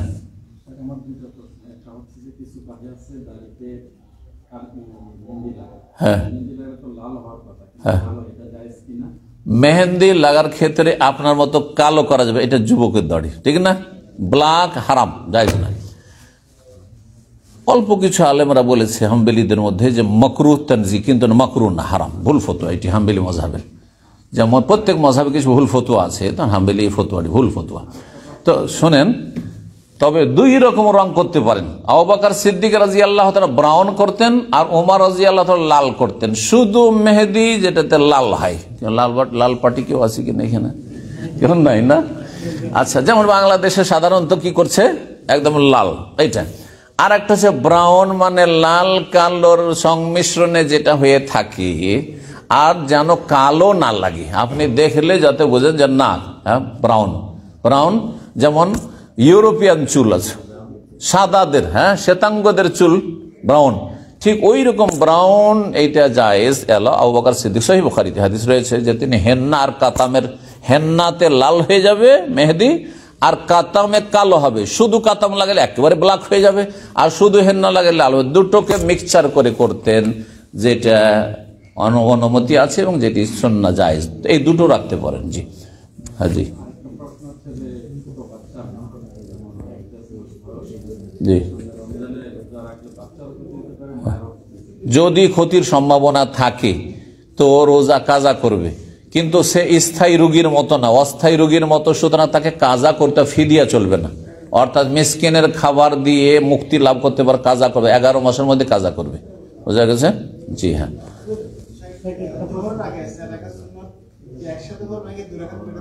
2 রাকাত করে ভেঙে পড়েন, এটাই সহিহ হাদিস, আমরা এটাই বেশি উত্তম।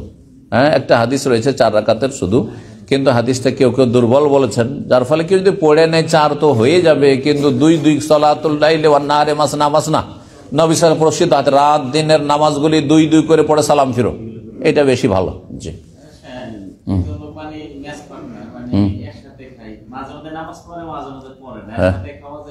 জায়েজ আছে, খাওয়া দাওয়া অমুসলিমের সাথে যদি রুচি হয় খেতে পারেন আপনি। হ্যাঁ, একজন কিন্তু 2টা প্রশ্ন উনি করেছেন, আর কেউ না, চিনে রাখবেন, আমি ভুলে গেছিলাম, সেই জন্য উনি প্রশ্ন অসুবিধা নেই। হ্যাঁ হ্যাঁ আপনি প্রশ্ন উত্তর দিয়েছেন সঠিক, কিন্তু তিনি আপনার বক্তব্য আবার অন্য শেখের বক্তব্য একসাথে করে ভিডিও চালিয়ে দেয় এবং হেডলাইনে কি লেখে যে অমুক শেখ অমুক শেখকে ধুয়ে দিল। এরা মূর্খ, এরা হচ্ছে ইউটিউবার, ডলার ইনকামকারী, এদের রুজি হারাম। ভালো করে শুনেন, এই ডলার ইনকাম করার জন্য ক্যাপশন দেয় একেবারে ধোলাই করে দিয়েছে, একেবারে ওকে বাঁশ দিয়ে দিয়েছে। আমরা কখনো বাঁশ ফাঁস দিই না, আর ধোলাইও করি না কাউকে, হক কথা বলি, কাউকে কষ্ট দেয় আমাদের উদ্দেশ্য নাই। কিন্তু যেহেতু খোলা স্টেজে সোশ্যাল মিডিয়াতে ভুল ফতোয়া চলে এসছে, সুতরাং তার খণ্ডনটাও খোলা স্টেজে হইতে হবে, ইউটিউবে হইতে হবে। বোঝা গেছে? এটাকে বললো না ওকে কেন বললো না, না এটা মূর্খদের কথা। কেন ও তাহলে লুকিয়ে রাখলো না কেন, ওর ভুলটা কেন প্রচার করলো? ও যখন বেদাত প্রচার করছে বা ভুল ফতোয়া প্রচার করছে, তারটা প্রচার হয়েছে, মানুষ বিভ্রান্ত হচ্ছে, তাহলে আমাকেও সহিটা বলা, খোলাখুলি বলতে হবে সবার সামনে। এবার বোঝা গেছে? কিন্তু পার্সোনাল লাইফ সম্পর্কে ভুল ধরার ক্ষেত্রে না, সোশ্যাল মিডিয়া না। কোন আলেম যদি ফজরের নামাজ পড়ে না, অথবা টাকনার নিচে কাপড়, তাহলে আমি স্টেজে বলবো না। তাহলে তাকে তার পার্সোনাল লাইফের কথা, সেটা তো আপনি বিভ্রান্ত হচ্ছে না, কারো ক্ষতি হচ্ছে না, তার ক্ষতি, শুধু তাকে একা বলবো। বোঝা গেছে? কিন্তু সে যদি বলে যে টাকনার নিচে কাপড় নিয়ে গেলে কোনো অসুবিধা নেই, আর সেটা ইউটিউবে চলে এসছে, তাহলে আমাকেও ইউটিউবে বলতে হবে। এর বোঝা গেছে? যাতে মানুষকে সতর্ক সাবধান করা যায়। বুঝবেন ভালো করে শরীয়ত। জি হ্যাঁ, বলে ওই তো বলছে যে ইউটিউবার গুলো অসতেরা, এদের রুজি হালাল নয়। যারা ডলার ইনকাম করছে অ্যাডের মাধ্যমে অথবা এই রকমের ক্যাপশনের মাধ্যমে এমন এমন কথা লিখে, একবার জানেন আশ্চর্য হবেন, আমি আমেরিকা থেকে জুমে প্রশ্ন করেছে তার বাচ্চা অসুস্থ আছে তার জন্য, কথা বুঝতে পেরেছেন? আমি সেই দোয়াটা তার বাচ্চার জন্য করেছি। এক বিদাতি হুজুর মারা গেছে বাংলাদেশে, তার সাথে লাগিয়ে দিয়েছে উনি অমুক হুজুরের জন্য দোয়া করলেন। লা হাওলা ওয়ালা কুওয়াতা ইল্লা বিল্লাহ, কল্পনা করা যায়। তারপর আমি এক ছাত্রকে বললাম যে ওকে একটু যোগাযোগ করো তো, কে লিখেছে না কে এই কাজটি করেছে, ক্যাপশন দিয়েছে অমুক হুজুরের, অমুক মৌলানার জন্য, আল্লামা সাহেবের জন্য আমি দোয়া করেছি। আমি দোয়াই করিনি তার জন্য, বিদাতির জন্য আমি দোয়া করেছি ওর বাচ্চার জন্য, এক মহিলার বাচ্চার জন্য। এর বুঝতে পারা গেছে কত? তাহলে এরা অসৎ, ইল্লা মাশাআল্লাহ খুব কম পাবেন আপনি। সুতরাং সতর্ক সাবধান এই কাজ থেকে, এই হারাম রুজি খাবেন না আপনি ইসলামের নামে।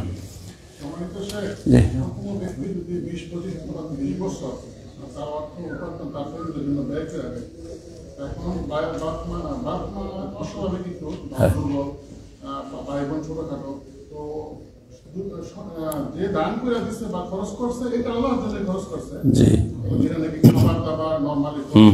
কিন্তু দেখা যায় ওই পরিবারই ভাই ব্রাদার তার বড় ভাইয়ের টাকা পয়সা নষ্ট করে লাগছে, বিদেশে বা ব্যবসা বাণিজ্য করে যায়। এখন প্রশ্ন কি আপনারা বলেন? যে এখন নিয়ত লেগে আল্লাহর জন্য খরচ করা হয়েছে, কিন্তু তার যথেষ্ট পরিমাণ খরচ করতে পাওয়ার পরও বা অর্থ সম্পদ নষ্ট করে। তো এখন কি এটা বলা যায় যে ঠিক আছে তুমি যেহেতু বিক্রি করতে চাও, ঠিক আছে আমি যে লক্ষ লক্ষ টাকা দিচ্ছি হিসাব দিয়ে যদি থাকে তারপর কি করবে না, তাহলে না, এভাবে বলবেন, হিসাব চাইবেন না। আপনি বলবেন যে আমি যত টাকা দিয়েছি সংসারে অতিরিক্ত, আপনার খাওয়া খরচ, বাপ মা বা আপনার মায়ের খাওয়া খরচ ছাড়া অতিরিক্ত যে টাকাটা দিয়েছি সেই পরিমাণ আমাকে জমি দিয়ে দেন। এবার বুঝতে পেরেছেন? এটা চাইতে পারেন, কারণ এটা আপনার ন্যায্য অধিকার, ন্যায্য অধিকার। কিন্তু ওনাদের খাওয়া দাওয়া যেটা দিয়েছেন সব হিসাব করে দিয়ে দাও, এটা বলা যায় না, কারণ আপনার উপরে হক আছে তাদের যে আপনার খাবে টাকা পয়সা দিয়ে, বুঝছেন না? ওটা বাদ দিয়ে যেটা অতিরিক্ত, সেটা যদি জমি জায়গার আকারে নিয়ে থাকে বা আপনার আইডিয়া থাকে, তাহলে বলতে পারেন যে এত টাকার আমি সম্পদ দিয়েছি বাড়িতে, সেটা আমাকে দিয়ে দেন, আর তারপরে যা করবেন করেন। জি, এটা চাইতে পারেন, কোনো অসুবিধা নেই। জি, বারাকাল্লাহ ফিক। শেষ করা যাক, অনেক রাত 10টা বেজে গেছে। জি,